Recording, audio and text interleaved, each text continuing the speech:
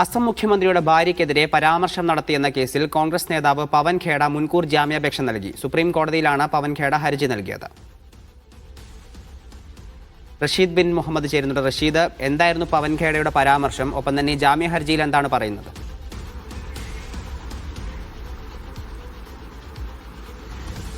അസം മുഖ്യമന്ത്രി ഹിമന്ത ബിശ്വ ശർമ്മയുടെ ഭാര്യയ്ക്കെതിരെ വ്യാജരേഖ ചമക്കൽ അടക്കമുള്ള ആരോപണങ്ങൾ ഉയർത്തിക്കൊണ്ട് നേരത്തെ പവൻ ഖേഡ രംഗത്തെത്തുകയും പിന്നീട് അത് ഗുവാഹത്തി ക്രൈംബ്രാഞ്ച് അദ്ദേഹത്തിനെതിരെ കേസെടുക്കുകയും ചെയ്തിരുന്നു. എന്തായാലും ഈ കേസിൽ മുൻകൂർ ജാമ്യാപേക്ഷയുമായി ആണ് ഇപ്പോൾ പവൻ ഖേഡ സുപ്രീം കോടതിയെ സമീപിച്ചിരിക്കുന്നത്. നേരത്തെ ഗുവാഹത്തി ഹൈക്കോടതി അദ്ദേഹത്തിന്റെ സമാനമായിട്ടുള്ള കേസിൽ തന്നെ ജാമ്യാപേക്ഷ തള്ളിയിരുന്നു.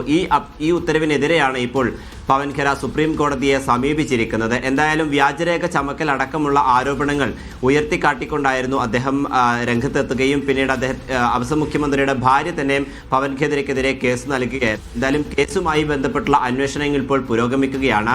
ഈ പരാമർശത്തിന് ശേഷം ഡൽഹിയിലെ പവൻ ഖേഡയുടെ വസതിയിലൊക്കെ തന്നെയും അസമിലെ പോലീസ് ഉദ്യോഗസ്ഥർ എത്തുകയും വലിയ റെയ്ഡുകളടക്കം നടത്തുകയും ചെയ്തിട്ടുണ്ടായിരുന്നു. എന്തായാലും നിലവിൽ ഇപ്പോൾ ഈ കേസിലെ മുൻകൂർ ജാമ്യാപേക്ഷയുമായാണ് പവൻ ഖേഡ സുപ്രീം കോടതിയെ സമീപിച്ചിരിക്കുന്നത്. ശരി, അസം മുഖ്യമന്ത്രിയുടെ ഭാര്യയ്ക്കെതിരെ പരാമർശം നടത്തിയെന്ന കേസിൽ ഇപ്പോൾ പവൻ ഖേഡ മുൻകൂർ ജാമ്യാപേക്ഷയുമായി സുപ്രീം കോടതിയെ സമീപിച്ചിരിക്കുകയാണ്. റഷീദാണ് വാർത്തയുടെ വിശദാംശങ്ങൾ നൽകിയത്.